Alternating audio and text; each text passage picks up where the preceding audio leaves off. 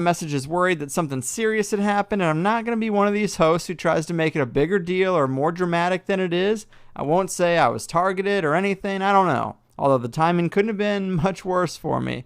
Some people thought it was a ploy to get THC Plus signups by disabling the regular site. Other people thought it was mighty suspicious that it was the free site that hit and the Plus was fine. And I get it. We've all been burned by 1,000 scams under the sun. You can't trust anyone when money's involved. But the simple truth is, they're just two different websites. The Plus show is far more secure, and the basic show is just the most obvious thing to attack. Who knows if this person even knew there was a Plus site at all, or if it was even personal. I don't know, but I can confirm that taking my site down at a time when I wanted it up more than anything was not some roundabout money-making scheme from me. That said, I'm pretty happy with today's show. It's one of those fun ones, just a bunch of unusual stories, disappearances, areas of strange energy, underground entities, ley lines, skinwalkers, haunted woods. We gotta grease the wheels here, people, and Steph Young, what a great guest to help me do it. She writes about the cases you haven't yet heard, knows her Rolodex of reality-binding anecdotes, and why not just get into the action? Here's the Plate Scrapers priming us for takeoff, and I'll be taking your tickets on the other side with Steph Young. Pack it and park it, tune in and spark it, 'cause Greg's about to open up your mind. Armed with information about the secret manipulation and the wisest aficionados he can find. And he's pulling back the curtain on what we thought we knew for certain, so we can see the world with a brand new set of eyes. You're listening to the higher side. Cheers. All right, people, we know the world is full of strangeness, from cryptid encounters and ET experiences to mysterious disappearances, occult rituals, and tales of time travel.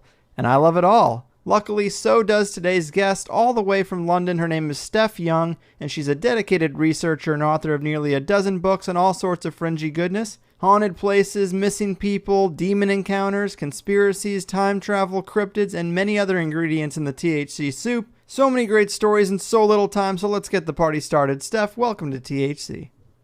Hi, Greg. Thanks for having me. Yeah, thanks so much for being here. I've heard some great interviews from you before, and your books are very rapid fire, which of course I love.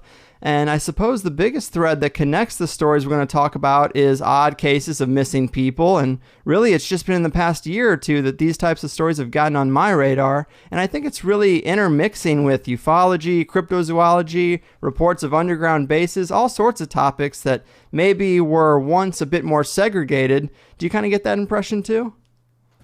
Yeah, the thing that I found was that when I started looking into what was going on in forests and mountainous areas, and I kind of started off because I was writing a book on time travel, and I was finding places where people were possibly disappearing into dimensions. But as I looked into that, it seemed that it perhaps was dimensions, but it also could have been because there was paranormal sightings there, but it was also a hotspot for UFOs, and there was also ley lines there, and it seemed that, you know, the minute you sort of thought it was down to one reason, you'd find these other different reasons, and sometimes they interlinked and sometimes they didn't, and it's really mysterious because you can't put your finger on what actually might be going on. It just sort of one thing leads you to look into another thing. I totally agree with you. There's so many mysteries and so many possibilities. I mean, I think when you hear some of the unexplainable details to some of the stories you write about, you got to start entertaining some of the wilder explanations. And I guess to get this ball rolling, I know I probably gave you notes on way more than we'll even be able to get to, but in one of your books, Mysterious Things in the Woods, you kick it off by talking about a place called Clapham Woods, which I had never really heard much about. Maybe you can tell us about some of the strangeness that's occurred there. Sure. It's Clapham Woods, and it's down near Worthing in West Sussex, down on the coast of England. And back in the 60s, actually, the Fortean Times magazine, it started writing about the woods there because they had a lot of UFO sightings, and there were reports from ramblers and hikers, and they seemed to be going into the woods there, and they were having sensations of maybe feeling like they were being watched or followed, and some would be having nausea and migraines and stomach cramps, and other people would be coming out with scratches on them. And then dogs started disappearing, and there was a church warden there called David Bennett, and he used to love recording the sound of nightingales. And he noticed that he couldn't record anymore because they'd all disappeared. And there was on the A27 road, which is the main road that goes along the woods, I mean, it's not a massive woods, but the main road that drove along there, drivers were saying that they were becoming overwhelmed by this force that seemed to be kind of getting hold of the steering wheel and trying to pull it out of their hands, and seeing these strange mists. And then there was a series of deaths that occurred in the 70s, and the first one was in 72, and it was an ex-Marine commando, and he was a policeman now, and he was called Peter Goldsmith. And he was a really fit rambler and hiker, and he wasn't really an easy target, but he was found hidden under the bushes there about 6 months later, and the verdict was that it was an open verdict. They couldn't really rule out what had happened. And then an older man who was 75, Leon Foster, and he was found 3 weeks after he disappeared by a couple who were actually looking for their missing horse. So their horse had gone as well. But the coroner said in his case that the rate of acceleration in which he'd decomposed was far more than would have been expected for 3 weeks. And he actually ruled it as unknown factors. And actually that's really reminiscent to the Todd Sees case. I don't know if you've heard of that one, but I think it was first broke by Linda Moulton Howe and Peter Davenport of MUFON. Mm-hmm. And he was, that was a case in America, and he was found a day after he went missing. His house was down the base of Northumberland County, Montour Ridge in Pennsylvania. So he'd disappeared. He hadn't come home from a pre-season deer spotting. And they searched for him, and the next day they saw something white in the undergrowth by a pond by the house, and they searched in through it. They used cutting equipment to get into it, and they found his body, but it was really emaciated, which you wouldn't expect, for missing for one day. Right. It would normally be bloated. And he was actually pretty much undressed. His boot was found in a tree about a mile away, and there was no scent around his ATV. So that was a really mysterious case. It was another one, really, where they couldn't work out how did he get into that state.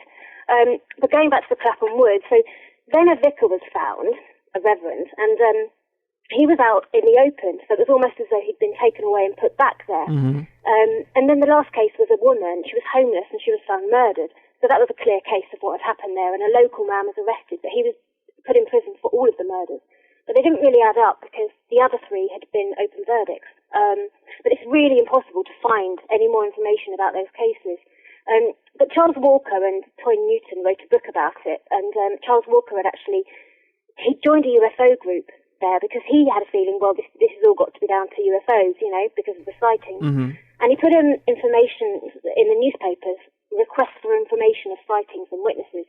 And a man phoned him up, he said, and he said, I'll meet you in the woods and I'll tell you all about it. And he met him in the dark, and he didn't see the man. The man was sort of behind the trees, and the man said to him, we are the friends of Hecate.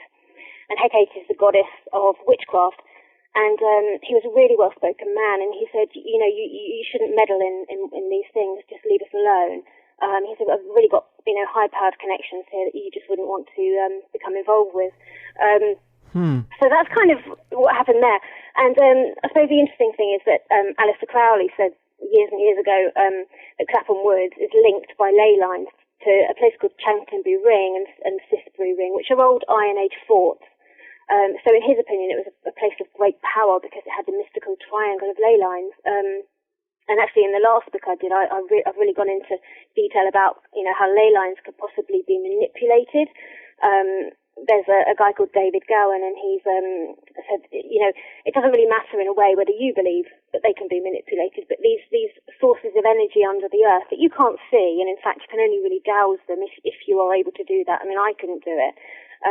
But his opinion was that these could be deliberately blackened so that negative energy can be stored there by occultists and used to sort of harness this negative energy grid. And it goes even deeper in a way because there's a numerologist called L.S.C. Taylor, and he's tied in the ley lines to abductions of missing children, and says it's a satanic ritualized kind of thing. Yeah.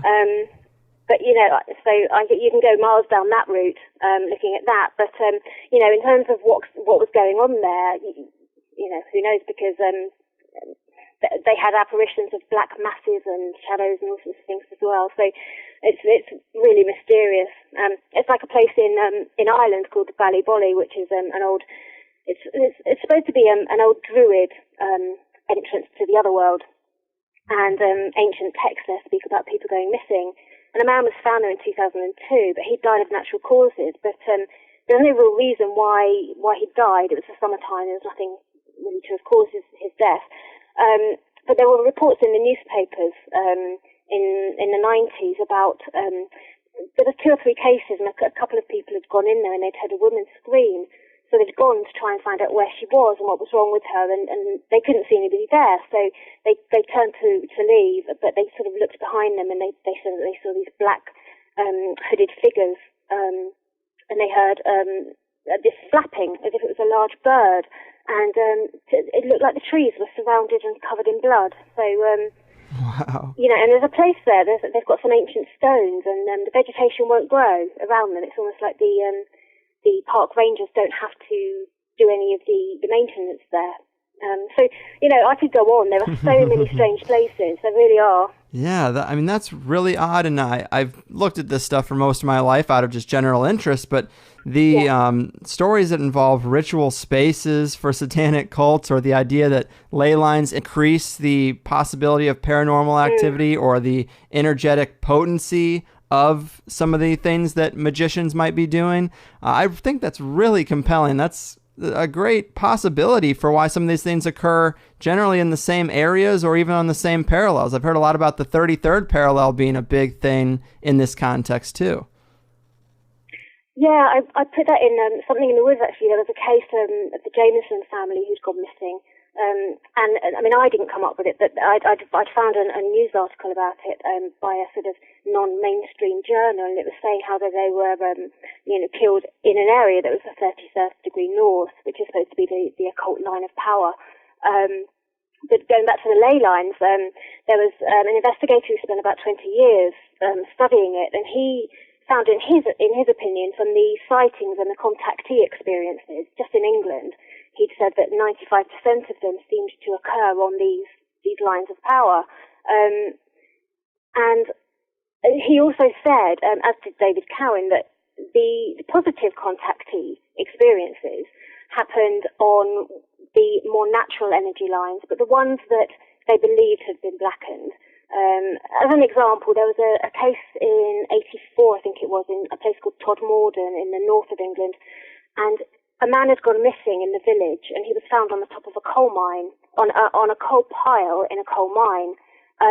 But his clothes had been done up wrong, and his shirt was missing, and he had a strange set of marks, burning marks on his shoulders, and an ointment that the forensic scientists couldn't identify. And the policeman who actually went to assist, and when they found him, he then went on to have a strange experience himself, because a few nights later they were looking for some missing cows, and they disappeared from a field, and he saw these bright lights coming towards him in the dark, and he thought it was maybe a bus or a truck, but he couldn't get out the car, and his radio equipment stopped working. And then about half an hour later he realised he'd lost half an hour, and he looked at his boots, and they had been split open at the bottom as if he'd been dragged along the road. And he went for some hypnoregression to try and work out what the heck had gone on. And he said that he was taken into a room, and there was a hooded figure and a huge black dog and these little robotic type creatures. Well, Mark Gibbons, years later, then went and found that actually that village itself had a reputation for witchcraft. So, in his opinion, well, they blackened the area there. But I don't know. It's quite compelling. I wrote a lot about the Isle of Wight and ley lines, because that's the most haunted island in the world, apparently. I know it quite well, and that's supposed to be crisscrossed with them, and then you've got David Icke, who lives there, and he's really of that opinion that actually these are ritually used. And they even put actual buildings for that purpose on those lines to generate the power. But, it's quite compelling. I don't know whether I go along that route or not, really. Yeah, I've never really heard quite that explanation that there could be a connection geographically from positive ET experiences to certain ley lines and then negative experiences on other ones. I mean, that's pretty new as far as I'm concerned, but I think it could make a lot of sense. I mean, it all seems to be about energy, and there seems to be a polarity to energy, a positive or negative, and I guess that would open up different doorways to different types of beings. I mean, I don't know. It does seem possible. I think it does, yeah. And it seems almost as if they're drawn to that energy, you know, whether it's UFO visits or whether it's paranormal.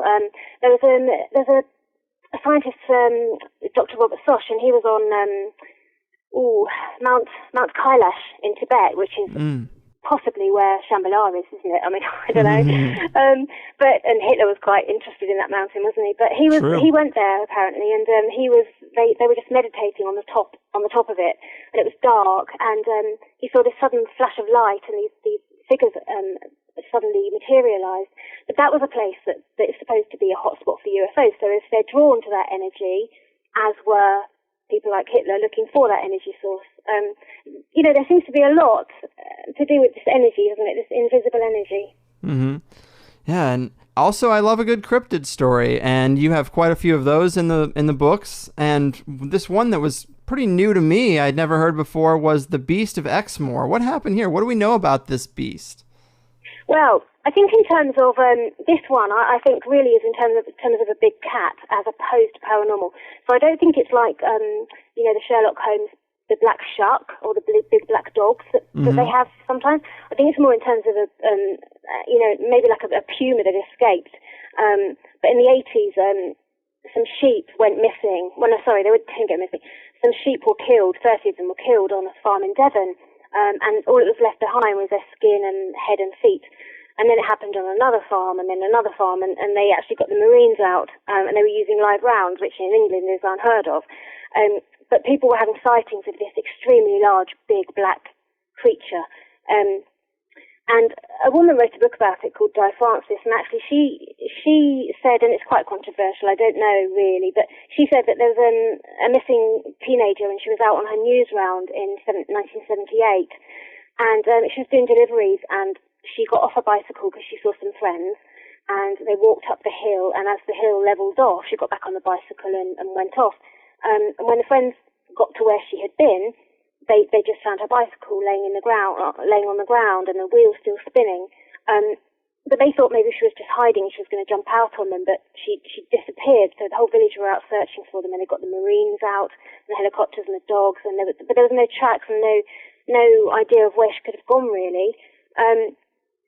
But these big, huge black cats, they go back to sort of 2 centuries, really.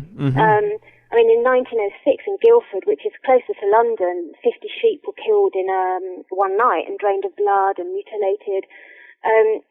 But I think in terms of, these are probably not paranormal, I think, but I don't know. There are lots of historic accounts of these big black dogs. The Hellfire Club in Ireland, which was kind of like an occult establishment that aristocrats set up, and they had a big building on a sacred site in Ireland, just outside of Dublin, and there's always reports of black dog sightings there. And they found skeletons buried there. It used to be a black magic sort of place. But actually, I was really just the other day. There was a police inspector in 2012, but he'd only just come out with it and said about it, and it was in a Scottish newspaper. There's a place called Arthur's Seat, which is just outside of Edinburgh, and he was up in a helicopter because they were looking for a missing woman. And it's not a huge rural place. It's not a national park, but it's a mountainous sort of hill. And they had the helicopter's infrared camera searching for her in the dark. And he said he could see this mass, black mass, and it was 3 times the size of the policewoman who was on the ground searching for the woman. And so he said, I just had to radio her and tell her to just walk slowly away, because he thinks it was probably a big black cat. But it's really strange. At Arthur's Seat, I was also reading that there's some tiny dolls were found, almost like voodoo dolls that had been buried there about 200 years ago. And they're like little stick men, but they're wearing clothes. But nobody knows why they were buried there or what they're for. Right. Could tie back into the magic thing. Maybe some phantom cat is being summoned from the ether. Who knows? Right. Yeah. Yeah. Man, these are all great. Another story that I love that really doesn't fit anywhere else, it just seems pretty unique. It's the case of the Dyatlov Pass incident. Pretty strange circumstances, but tell us about that one a bit. Yeah, I mean, it's probably one that a lot of people have heard about, but it was in 1959 when 7 men and 2 women from the Polytechnic there in the Ural Mountains of Russia, they set off to do what was rated as the most dangerous climb. They were all quite experienced hikers, though, but when they didn't return on the expected date, a search party was sent out for them. And when the search party got to where they thought they'd be, they found their tent, which was pitched on the uppermost slope, and it was called the Mountain of the Dead anyway. But they found a slash that had been made from inside the tent, and there were barefoot human tracks going downhill in the snow. Inside the tent, their boots were stacked up in a neat row, and their dinners were there frozen and uneaten. And they found their bodies about a mile away, and they were scattered and half-dressed, no coats on. But they'd all had severe injuries, and the weirdest thing was that they had crushed internal organs. And one of the women, she actually had her tongue removed, and her stomach showed that she had coagulated blood in it, which indicates that your heart is still beating when it happened. So she also had her eyes removed. But there were no external wounds, no scratches or anything else. And the theories over the years have been really that it was in the Cold War era, so maybe it was some kind of nuclear weapon testing because the radiation levels were quite high. But it could have been, prisoners escaping from a gulag, or it could have been wild men or a yeti, but there were no tracks anywhere. And there were reports of strange lights in the sky. But their injuries were really consistent more with a kind of a fall from a height. And other people have said it was an avalanche. I believe somebody came up with a theory about it being infrasound. But I don't know. I mean, I did find recently another case which happened in Argentina on a place called Mount Aconcagua. I'm so sorry. In January 1972, and a team of 8 had set out, and it was the worst month to go because it was absolutely freezing, and they'd been advised not to go there, but they refused, and they took a guide with them, and one by one they all started to turn back because the weather was so adverse. And 2, called Johnson and Cooper, they returned and they were delirious with frostbite. And the guide and the other people there said, where is the remaining people from the party, which was John Cooper and Jeanette Johnson? So there was 2 left out there. And they said, well, Cooper we've left him sitting up by a road, and Jeanette has been taken by a team of women on mules, which it sounded like they were having hallucinations. Right. But 2 years later, some climbers came across Jeanette's body, and she'd been preserved in ice, but she'd been brutally beaten. And they came across Cooper, and he was laying down too, and he was also beaten. I suppose you could say, well, was it the 2 other climbers that returned? But I'm presuming that the police cleared them. But they did say that they'd both been murdered. But the thing was, they were up in such an inhospitable area, and because of the time of year, there were no other climbers there. So the kind of mystery there is, well, how did they die? I don't know. Right. Yeah, both of those stories are interesting. We hear so much about individuals going missing, having a weird experience, but when multiple people go missing or die in the same event, I mean, that is even stranger because people together should be able to, they can work together to get out of the situation, but a large group like that going missing or dying in weird unknown ways is even trippier. I mean, there's another thing in the book you talk about. It's got to be probably one of the biggest groups of missing people. I guess a village of missing Inuits is 30 people apparently just disappeared. Yeah, they did. Now they went. There was a trapper. This was in Canada. And there was a trapper, and he used to always go there and just visit the villagers. And he turned up one day, and he thought, well, this is odd because I can't see anybody. But there was about 30 or 40 people that lived there. His name was Joe LaBelle, and there was still food cooking inside their homes. So he thought, this is really scary, and he just fled. And he went to find the nearest Mounties, who came back to investigate. But there was no explanation because there was no tracks anywhere. There was nowhere for them really to have gone. And the only thing that people said could have happened in the Inuit belief was that there was a demonic entity, according to Inuit legend, and it's called the Torngarthuk, Torngarthuk. I'm so bad at pronunciation. But it's supposed to be a powerful sky deity, and it has this legion of malevolent spirits under its control. and it's said to be invisible to all but the Inuit shamans, but it can manifest in animal form. So I mean, again, there's no explanation for that one, but paranormal, I don't know. It's interesting when strange lore seems to coincide with a strange occurrence.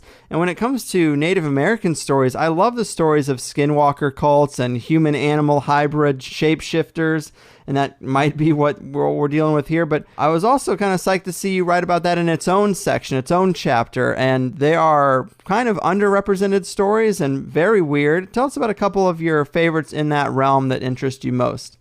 Well, I guess that in terms of the skinwalkers, I think the reason they're so rare is that people don't like to talk about them because there's that belief that, I think anyway, in the Native Americans, there's a belief that if you talk about it, you're almost drawing them to you. Right. And it's so few people would ever talk about them. And I really struggled to even find any accounts at all. A guy called Hoss Laws was a teacher living on the Navajo reservation, and he's written a book about it called Skinwalker Shards Linger. And he had explained that he killed a rabid dog that had come into his yard, to put it out of its misery, really, because he thought it was really ill. And he went back indoors, and when he came back out again, the dog had gone, and there were no tracks in the snow. And he then became violently ill that night, and his wife said, "We need to get you to a medicine doctor." But he said, "Oh, that's silly, you know." But they insisted. They took him there, and a little boy who was a neighbour, he'd gone with them. And he said, "I saw this spirit form leave his body as he was being worked on by the medicine man." But, and you know, so he sort of, you know, said that that's what's happened despite his skepticism, and that's what he believed happened. But in Malaysia and the Philippines, there's a similar kind of creature as such, and it's called an aswang. And that's more, in terms of its appearance, it seems to be able to take on animal form, but it also has an appearance like a sort of a witch with long, dirty, matted hair and bloodshot eyes and long black tongue and nails, and it can take a bird form as well, but it has this dreadful smell. And I was reading by Michael Lindemans of the Encyclopedia Mythica. He wrote about his own experience because he lived there as a boy in a small village in the Philippines. And it was surrounded by trees, the village, and he couldn't sleep one night because the neighbours' dogs were barking so much. And he looked out of his bedroom window, and it was a bright moon, and he said he could see something floating horizontally in front of the neighbour's window, but it looked like a person. And the next day he talked to the children next door, and they were really matter of fact, and they just said, well, it was after our mother because she's sick. And their theory is that these entities, they target the ill and the vulnerable. And it's supposed to be able to enter a person's body, and then it uses that body to inflict harm on its enemies. But I found a really fascinating one from South Africa. There's an English guy called Jim Lee Shreve, and he's a voodoo practitioner. But he wrote about this account that actually went into the court. A man was put on trial for it in 1987 because he'd woken up in this rural village. He'd heard scratching noises at his front door. And he'd called out and nobody had answered, so he grabbed hold of his axe and he opened the door, and he thought he could see this huge bat-like creature hanging from the rafters of the roof, and he hit it with the axe, and then he fled next door to the neighbours, and several of them returned. He wanted to show them, you know, what's this thing? And they saw this creature, and it was dragging itself across the yard toward a fence, and he hit it again and again until it stopped moving. But the thing was, in court, because what transpired was that it turned into a man, allegedly. So when it went to court, each witness described it differently. So some said it was a mule-type creature, some said it was a winged creature, but all of them said it changed its form in front of their eyes. So it started off as a creature, but it turned into the body of a child, and then it turned into a fully formed man. Well, it turned out he'd actually killed the local wizard, who was called Jim Nefalama, and he was reputed to be this wizard, and he used to go around the village and tell people, I can do whatever I want to you. And he would say, nobody has got the power apart from me, but I don't work in the daytime, I operate at night, and that's when I fight my battles. But he actually went, you know, it was actually a proper trial in South Africa.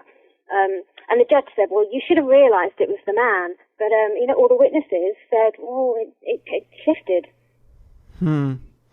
Yeah, that is an interesting element, too. And it's got to be really disconcerting when you think you're beating an animal or shooting an animal and then it turns Yeah. into a person. I mean, now you're looking at jail time. Exactly. Yeah, he did. He got manslaughter. Yeah. Man. But then it was appealed. Then it was appealed and they reduced his sentence. Oh, nice. At Yeah. least you got that out of it. But, man, shapeshifters, skinwalkers, cryptids. I love all that stuff. Another couple stories that you have a section of is jinn encounters or malevolent fairies, which is slightly similar, I suppose. Sometimes I wonder if we're not looking at just different ways of describing the same phenomenon, but things like jinn and these fairies, they have fairly unique characteristics to their encounters, don't they? Yeah, they do. I mean, some people say it's the archons, and that the Yeah. archons are the ones who manifest these entities, and they can appear in all these different forms. But then, if you look at the Celtic kind of traditions, fairies were very much part of the folklore, but it wasn't really folklore. They actually said that they were having sightings. You know, to them it was real, and it very well may have been. I mean, the jinn are harder. They're almost like the skinwalkers. It's so hard to find accounts of that. Although I have a friend who has told me jinn stories because he comes from the Middle East. And to them, it's totally real, and they get exercise to get it out of them. So, I mean, it's a very strong cultural belief there.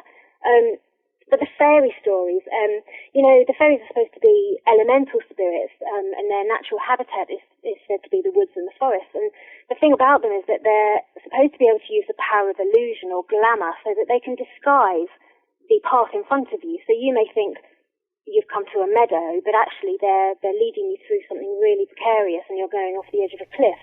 And the jinn are supposed to be able to take the form of winds or storms. And again, you know, they can cause you accidents. The fairies, I mean, they can be invisible, they can manifest. In Ireland, there was newspaper reports in the 70s of these school children saying that they had these apparitions of fairies, and they would chase them, and they would go through the hedges, but there would be no, they would just go straight through them. You know, they could go through walls, they could go through anything. And in the sort of 1800s, there used to be lots of reports about fairy sightings, and quite strangely, but quite often religious figures, you know, vicars would write about them. And there's one story that was in 1865, and a little boy said that he'd been lured into the forest by some music. And he said that the leaves and the branches parted as he walked, and it was almost like they were opening for him. And he said that he found himself down in this beautiful place where it was all gold, and there was rainbows and deer and a lake, and he was fed and looked after. And he was found a few days later asleep in the woods, but he said a beautiful woman in a gown had taken him to that place. But the one that I think is really, really strange is there was a story about, it's a true story, a lady called Netta Fornario, and she lived in London in the 1900s, and from a young age she was really, really keen on the growing Victorian spiritualism. And she was obsessed with trying to commune with the spirits of the dead. And she actually joined the Alpha and Omega Temple, which was established by Samuel Mathers after he'd been kicked out of the Golden Dawn. And Mathers and Aleister Crowley had this fight for power over it. And it was said that Samuel Mathers had manifested a vampiric entity to attack Crowley, and Crowley had responded by raising demons, and they've had this really fierce spiritual battle. But the actual story about Netta is really sort of incorporates the possibility that she was taken by fairies, because she went off to a tiny remote island in the Hebrides in 1929, and that's off the coast of Scotland, and it's only about 3 miles wide. And at the time there was no electricity, no water, no phones, and she went there for tranquility really. But the legendary English diarist Dr. Samuel Johnson had written about it, and he had said about this really strange, unusual energy that was there. And before him, and it had been founded years and years ago, so in the 7th century, an abbot of the island called Adumnan, he'd written about St. Columba, who the legend had it could control the weather and the island, and he could keep the dragons and the serpents away. But the monk wrote about his encounters with fairies and angelic visitations. So she'd gone there anyway for this extended stay. She'd left London, gone on her own, and she found lodgings with a family there. And it turns out that she used to spend her day in the bedroom, and at night she would roam the moors on her own and then come home in the early hours. And it seems that she would just spend all day writing in a journal, but nobody really knew what she did at night. But her behaviour began to get really disturbing, because the family noticed that her jewellery and her fingernails had turned black. But in the daytime, she seemed to have this really faraway trance sort of expression. She wasn't focused at all. She was just glazed. But they left her to it. But then one day she became really distressed, and she said to the family, "I've got to leave. I've got to get back to London immediately." And she said that she was being disturbed by people telepathically, and she was receiving messages from other worlds. But the thing was, on that island, it was a Sunday, and the boat didn't go to the mainland on a Sunday. So the mother said, "Well, we'll take all your belongings and we'll take you down to the harbour, and you can wait there for the ferry for the next day." So she went back to her room and she packed, and then she came out and she said to them, "No, it's okay, I've changed my mind." And later, the mother, Mrs. McRae, she described her as having this look of resignation about her, and she spoke as if it was an inevitability. You know, she'd resigned herself to her fate. Well, the next afternoon, the mother realised that she hadn't seen her for the whole day, so she knocked on her door and there was no answer, and she went in. All of her belongings were in there, but the room was empty. And in her fireplace was a manuscript, and she'd burnt it all. And they were concerned for her mental state, so they set out across the island, and it's only 1 mile by 3 miles wide. But they spent the whole day searching for her on the moors. They didn't find her, so the next day they looked again and they still didn't find her. So they sent somebody over to the mainland to get a policeman, and they brought him back. And then the next day they went out again, and the son found her lying dead. She was naked apart from a long dark robe, and it had occult figures in the lapel. And she was lying over a piece of grass on a mound, but she'd carved a cross into the earth underneath her. And it was said that in her left hand she had this long knife that she held, and her face was supposed to have been in an expression of terror, you know, a death mask. But she had these fierce scratches all over her body. The doctor couldn't determine the time of death. But the weird thing as well was that her toes were all cut because she was barefoot. Her toes were cut. And it seemed to indicate that she'd been running across the rocks and the rough ground there. So maybe, you know, was she being chased, or what was she running from? But the soles of her feet were completely clean and there was no damage to them. So they were thinking, well, how did she manage to walk all around the island for 2 days like that? And her death was ruled as exposure, obviously. But her good friend, Bjorn Fortune, who was part of the Alpha and Omega organisation, she said, well, Moina Mathers, the wife of Samuel Mathers, has killed her. And they thought, well, how? Because she's dead. And she said, well, it was a psychic astral attack. Because, you know, Crowley and Mathers had this battle going on. Right. But the thing was, and also, of course, the mistresses of Crowley, 4 of them, had killed themselves. So it was sort of, well, had they been killed by some kind of ritual summoning? Because Mathers himself had said, you know, I can summon the demon Beelzebub, but I'm warning you all that if you don't take pristine care in your ritual, it will kill you or you'll self-destruct, you know. So there was a thought, well, has she somehow been killed on an astral attack? Is that even possible? But the thing is, Netta also, back in London, she used to write reviews for the Occult Review. So she was obsessed, apparently, by the writings of Fiona MacLeod, who was actually a man called William Sharp, and he was a Scottish poet, and he wrote under this pen name. And she went to see this opera called The Immoral Hour, and she went to see it about 30 times. She was obsessed with it, and then she'd write a review about it. And The Immoral Hour is about fairies and folk and fairy magic. And she describes the fairies in that as a breed of strong immortals that humans are in awe of, but they fear because of their ability to interfere and manipulate with people. So, you know, in her review, it actually mentioned the dangers of opening yourself up to the fairy realms because of what could happen. And she called them a dark atavism, which is sort of, you know, saying ancestrally that they're very dark beings. They have no human empathy. And so she seemed to be really aware of the danger of dabbling in this. But Moina Mathers also pointed out that she stopped working with Nettie in their occult workings because she was so obsessed, and she was dabbling in this obsession with trying to contact the Green Ray Elemental, which is supposed to be one of in the esoteric belief where you've got all these different rays, and the Green Ray Elementals, they come from Gnosticism and Theosophy, and the rays are a type of light where matter is comprised of waves and energy, and thought to have created the universe. So the Green Ray is believed to be on a substrata of this etheric, these planes. But it's on a higher plane than the sort of demonic planes.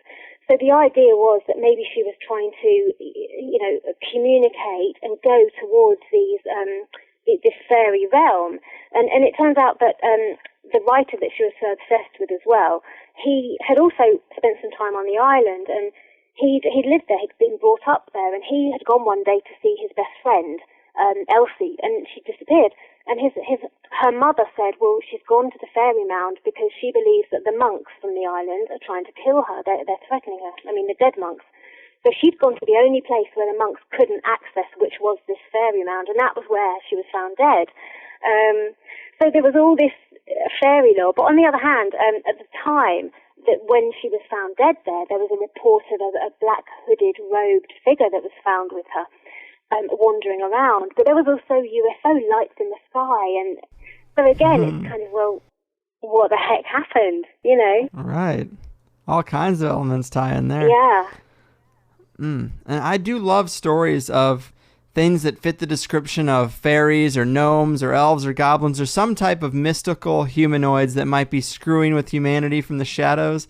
I think that's a really compelling idea, because in the conspiracy world, we're always looking at who's at the top of the pyramid. And, if you look at it, the possibility of a non-human element, a lot of people talk about a partnership between alien races and the global elite. But what if, we're dealing with some type of mystical entities that are based on the earth that are just not something we understand, and they kind of pull us like puppet strings whenever they decide they get bored?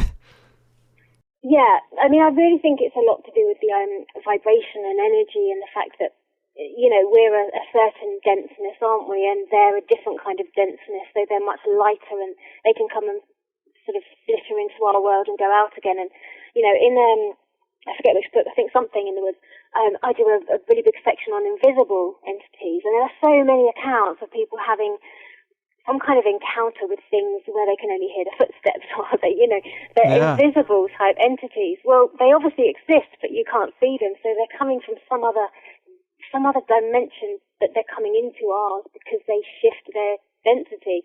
It's a hard thing to grasp, but then if you can grasp it, it makes complete sense. I mean, to me, I'm really, really very keen on the idea of life after death and near-death experiences and afterlife communication. That's a fascination for me. Yeah. And some of those accounts kind of, because to me it kind of validates the existence of our soul after death, I find it harder to believe that these entities can come into our world as well, if that makes sense. It does, and I'm not sure either. I kind of assume that if you can go one way, you've got to be able to do something to go the other way too, but who knows? Exactly. I wish science studied it a little bit more, but we talked about the idea of negative fairies and entities and jinn. Let's talk about the flip side. There are stories of people being helped by spirits when they're kind of lost and alone in the woods, aren't there? Yeah, there's some really good ones. One of my favorite ones actually is there's quite a famous story, and it's sort of called Michael of the Morning, and there was a reverend called Walter Mouldy, and he gave a talk to some Marines on the naval base at San Diego in 1950, and he read a letter out, and it had been given to him by a young Marine, and it was based in the Korean War. And the Reverend Walter Mouldy, he said, I corroborate this. I've spoken to the boy, and this is what happened. And the letter itself was to the boy's mother, and he said, something's happened to me. I don't dare tell anybody else for fear that they're just going to ridicule me, but I have to tell you. And before he'd left for the war, his mother had said to him, you know that prayer, Michael of the Morning? I want you to say it every day. And he was writing back to her, and he was saying to her, I said that prayer every day, but I need to tell you what happened. And he said that one day they were sent out on patrol, and it was in the winter. And he's walking along, and he suddenly sees this man standing next to him, this huge Marine, he's about 6'5". And he thought, well, I don't recognize you. And he said to him, hi, who are you? And he said, I'm Michael. And he said, well, that's my name too. And he said, I know. And then this big Marine started reciting the prayer that he said every day. And he said, I don't understand this. I don't know you, but I know everybody else in my unit. Anyway, then it started getting really misty. And he thought, well, the man next to me, I can't see his breath, but it's really misty and cold. Anyway, the Marine said to him, there's going to be some trouble up ahead. And a snowstorm came in, and so they couldn't see anything at all. But when it cleared, they found themselves standing face to face with the enemy, with the Korean soldiers. So the Michael that wrote the letter, he just grabbed hold of the big guy and he ducked down, but he got hit as he so he ducked down, but the big guy, Michael, who he didn't know, he refused to get down, and he got up to try and pull him down, and he got shot. And then he said all he could remember was being held by this huge soldier. And then the soldier got back up, and he said he seemed to grow in presence, and he had this terrible splendor on his face, and it looked like he had these huge wings that were glowing, and in his hand he had a sword. And then he passed out, and he woke up in hospital, and the sergeant of the unit came to see him, and he said, "How did you kill all of those soldiers?" And the soldier in bed, the Marine Michael, he said, "What do you mean?" And he said, "You killed each one with a single stroke of the sword." And wow. Yeah, I know. And then he said, who was that guy that was with me? And he said, Michael. And he goes, "You're the only Michael." So I love that story. Yeah. But there's loads of others. Frank Smythe was trying to climb Everest and with a group, and it was 1933, and he'd got up 26,000 feet, and he had about 1,000 feet left to go, and the oxygen at that level is almost enough to, you're going to die virtually. And he thought, "I've got to make it." And he thought, "Okay, it's just me. I'm going to do it." And he pulled out his last remaining piece of food, which was a biscuit, and he broke it in half, and he gave it to the man with him. And when he got back to base, he was writing in his journal, and he said, I can't believe it. I thought somebody was with me all that time, but nobody was there with me. And then a woman called Chantal Lakey, she'd written into Newsweek in 1993, and she said that she was up on a mountain trail in Pacific Highway 101, and she was with her fiancé, and he said, I want to show you this tremendous scenic route if you come up the mountains. So they'd climbed up, and it was really beautiful, but now they were going to get down, and he chose to come down via a path which was almost like an animal trail. And the thing was, it started to rain as well, and it was loose shale, and they were trying to get down, and he was turning around occasionally to try, to help her. And as he turned around one more time, he fell. He fell off the mountainside and obviously died. And she froze in terror. She didn't know what to do. But she said, "I had no faith. I didn't believe in God at all. But all of a sudden, I prayed, and all of a sudden, it was almost as though the gateway between heaven and the angels just I don't know, it opened up, and I saw these angels all around me, and they got me down the mountain. And when the rescue people came, they said, well, there's no way we would go down that path. We wouldn't do it even with our equipment. But she had somehow managed to get down the bottom, and, in her opinion, they had brought her down. And there was a journalist called Bill Burt, and he used to travel the country, covering stories as a reporter. And some scouts in Scotland, and they'd gone missing on a mountain, and he'd been sent to cover the story, but it's about a 6-hour journey from London, so by the time he got there, they'd been found. But he thought, well, I'll talk to the boys anyway, and they can tell me what happened to them. And they said to him, well, we were lost, we didn't know what to do, but then we saw this woman in this long white gown, and she was beckoning to us, so we followed her, and she took us to the search party. So Bill Burt, the reporter, he thought, well, that's amazing. And he went to talk to the rescue party, and he said, did you hear what the boys said? And they said, well, of course there was no woman up on the mountain. It was snowing. It was freezing cold. No way. But, there's hundreds of stories like this. They're just incredible. And to the people that were there at the time, you probably could never convince them that it didn't happen. So, there's a psychologist, I think it's called Peter Sudfeld, and he calls it the second person syndrome. It's almost as if your subconscious conjures up this image. But I don't know, I tend to think that actually they were probably helped. Right. Both are compelling ideas. The idea that it's some psychological effect is possible. Trauma-based mind control is well known for creating multiple personalities. Yeah. Within a body, I guess it's possible you could have one without. Although you'd think if that was something that was common, it would happen to people that are in solitary confinement pretty regularly. And I don't know that I would say it's a psychological manifestation. It seems legit. People have negative encounters all the time. Why shouldn't there be some positive ones? Yeah, absolutely. It would even the scales up a bit, wouldn't it? Yeah. So I love, along with the goblins and the fairies and those types of elvish entities. I like them because apparently they seem more Earth-based and probably underground. The stories of underground creatures and bases are pretty fascinating to me, and that seems to be the explanation given for some of the disappearances in this forest in Puerto Rico, I think, which is pretty strange. And some of the strange cases there kind of point to an underground manipulation of some kind, doesn't it? It really does. It was Scott Corrales, who's a fantastic researcher, seems to cover sort of the Latin American places. And he was writing about El Yunque National Forest, which is dubbed a place that has a dark side that involves human disappearances. In 1973, 9 campers, students and their leaders, including a man called Ramos. I'm just going to run. He was so they were heading up a mountain trail to camp there for the night, and they met 3 men coming down the trail, and one of the students was taking pictures at the time, and they noticed, well, they looked like humans, but they were all dressed exactly the same, and their features on their face seemed to be identical as well. But they didn't really think anything of it. And but when the film was developed later, there was just a mist where those 3 people had been. So that was a bit strange.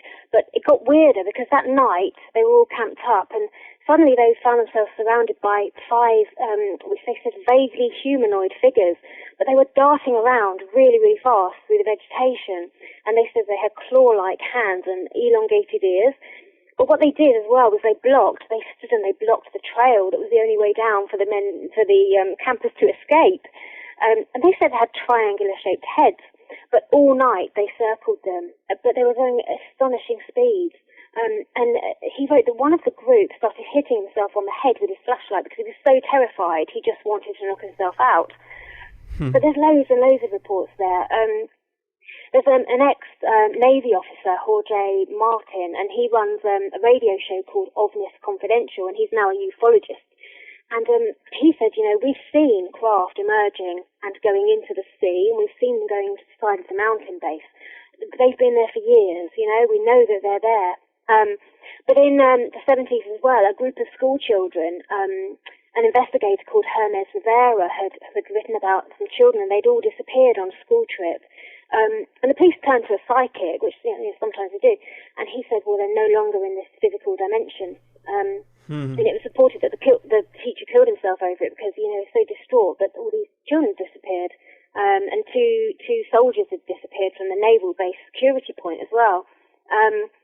So there's lots and lots of accounts. And the authorities tend to sort of say, well, I think they've just disappeared into sinkholes. But then they say, well, actually, they weren't anywhere near the sinkholes when they went missing. But it's known, really, for really weird creatures and really weird disappearances, but a UFO hotspot as well.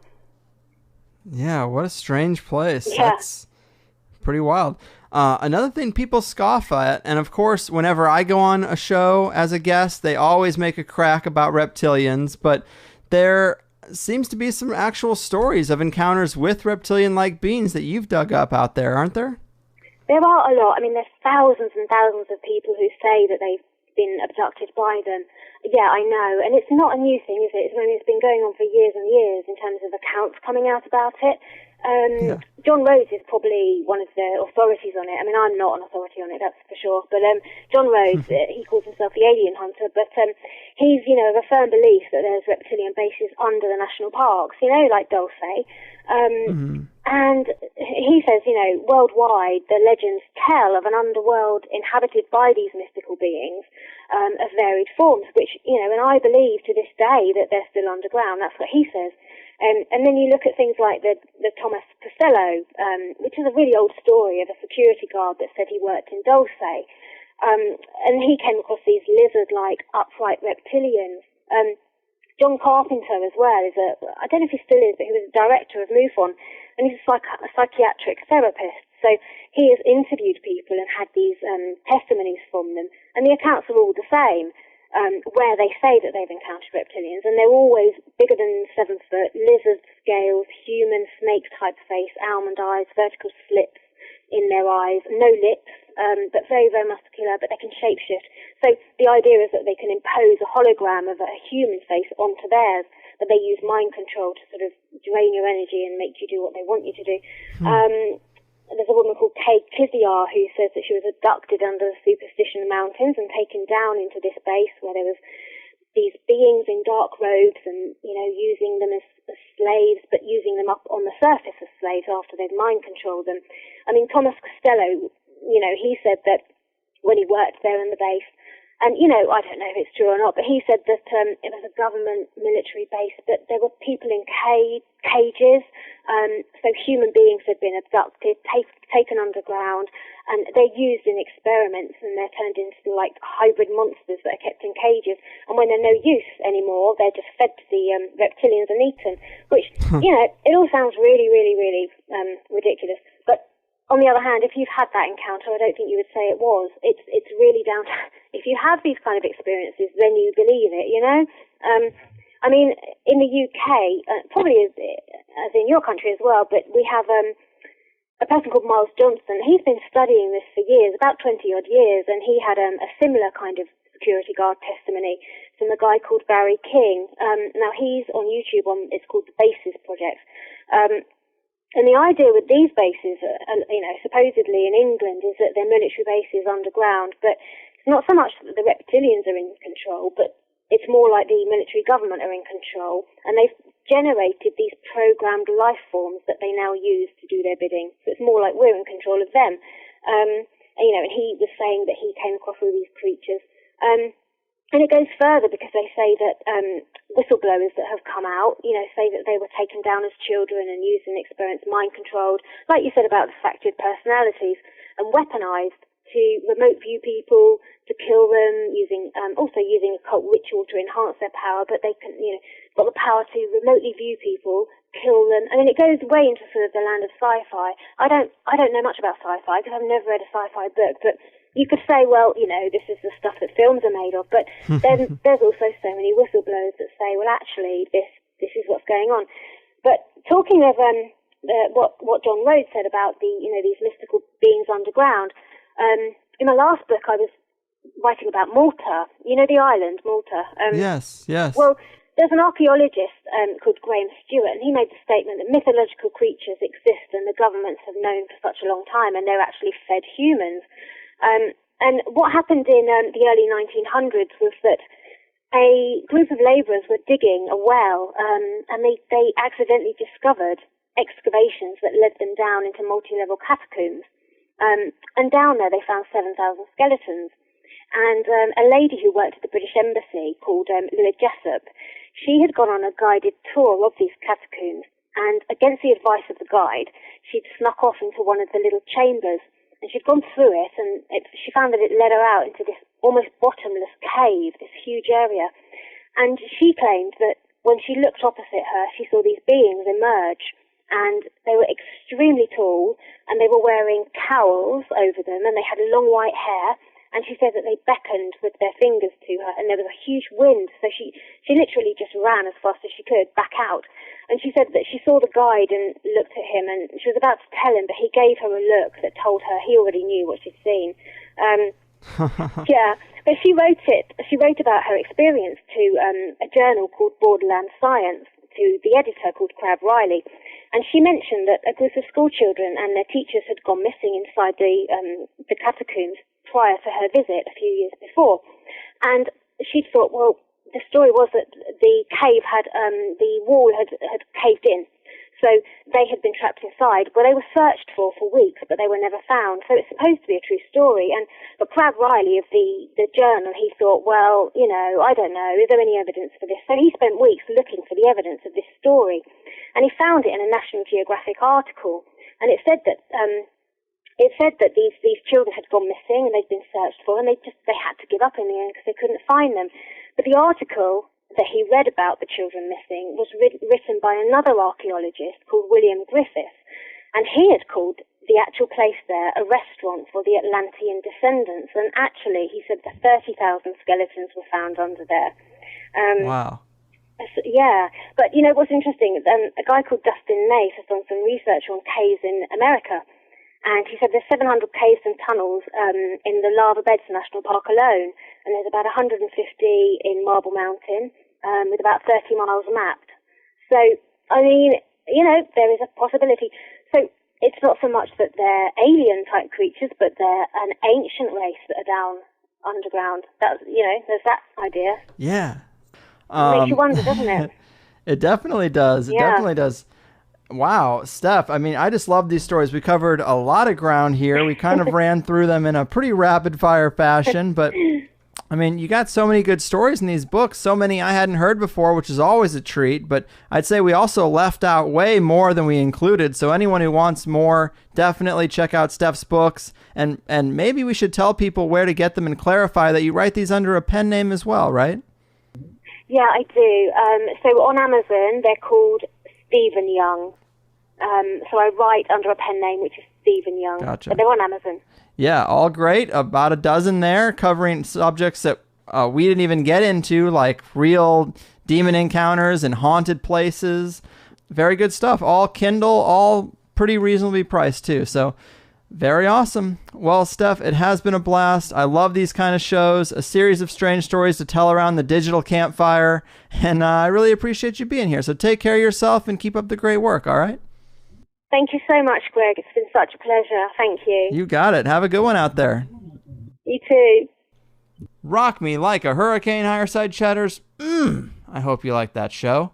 It's nice to hear a female voice once in a while, and Steph definitely had great recall for her work. I don't think any of her ebooks are over $5, and they're great if you have a 20-hour layover in Moscow like I just did. I did want to say a little more about the Armenia trip. I did talk to Graham about doing THC, and I think we're going to be setting something up for early November, right before he does Joe Rogan, and that should be a great time. I did get some awesome footage and information about these sites. We saw a pyramid that had been buried, petroglyphs that are thought to be 12,000 years old, visited Karahunj, which is largely thought to be the world's first observatory, sort of like a Stonehenge type of place with perfect drill holes that frame Sirius and Orion at key points of the year. Pretty amazing place. Think of it as a calendar that works like a cosmic sundial. Another place, Vartnats, was known as an ancient ritual space, and I climbed down into a sacrificial pit. Who knows how many people have been burned there? And when we were checking out an excavation site, I found a human jaw that still had teeth in it, probably my first time touching parts of a dead human, and one that might be several thousand years old, no less. So, interesting stuff. I will be putting the footage up when I can. I still have some catching up to do. 2 more shows to get done before we close out the month. I have 2 more on the books. Hopefully they go off without a hitch. And then I can start working on the Armenia stuff that I will have available on the Plus site. Speaking of Plus, your signups make my world go round, but it's also just twice as much show for you. The last show with Richard Casaro was pretty good. I hope everyone heard that show. And also before that one, I did one with Crow and James Alfred. A 2-guest show doesn't happen all that often, and that was also a personal favorite. And also, I think Richard Merrick right before that was on another level. The Venus Blueprint, the psychedelic component to the past, compelling stuff. And of course today, what did Steph and I talk about in the second hour after a pretty solid first? Well, we talked about places that compel people to commit suicide and the possible quartz connection. We talked a lot about the Black Goo conspiracy. I've been hearing this more and more, but Steph has written about it. This seemingly sentient alien puddle of goo that the Black Project stumbled upon, apparently. We also talked about several great cases of possible time travel from her book on the subject. Of course, John Teeter, but also Sean Day and a time slip to a futuristic city, sound and frequency, the time travel craft of Afghanistan, and several other great stories. Just go to the HigherSideChatsPlus.com, sign up for the $5 a month, read the frequently asked questions page for the best apps and listening methods for your devices, and enjoy the extra hour of weird, sometimes educational, always out there interviews with the best guests in the alternative world. That's my pitch. Speaking of John Teeter, I did have somebody email me a couple months back, and I posted this on the Plus forums because I didn't know where to put it, but somebody contacted me, and they said that they believed without a shadow of a doubt that their father was John Teeter. They never knew their father. Their mother always kept it a bit of a secret. And through his own research and digging, he concluded it was John Teeter. He asked me if I wanted to hear the full story. He was reluctant to share. I said yes, I did. I never heard from him again. So I don't know what was up with that. But since we talked about John Teeter today, I figured I'd mention it. Anyway, you are all awesome. Let me know if anyone has any further problems with the feed, but 10 hours of tech support and $900 later, I think we're over the worst of it, and it shouldn't happen again. I was sorry to see so many people lose faith in me so fast. It's a little disheartening, and I know that's obviously not the majority, it's just the loudest voices in the room, but we've been doing this show for almost 5 years, and I don't think I've ever steered anybody wrong yet, and to get 3 or 4 dozen people jumping to the conclusion that this is all part of an elaborate ruse on my part, or that I quit the show, or that by me going on Jericho I'd lost all credibility. I heard a lot of crazy stuff this past 2 weeks, but I hope the greater majority understand that I got no tricks up my sleeve. I'm just doing my thing, and I promise you I wouldn't ever undermine your intelligence with a money-making scheme or any kind of marketing stunt, or try to drum up some drama or attention by publicizing a minor cyber attack. You won't hear me screaming from the rafters about doom and gloom, all these things that have really poisoned the well for conspiracy shows and alternative hosts.